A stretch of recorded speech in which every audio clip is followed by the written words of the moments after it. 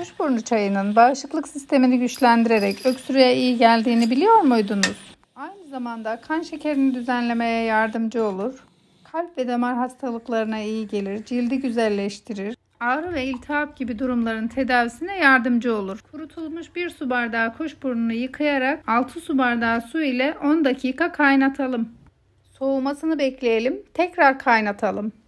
Bal ile tatlandıralım.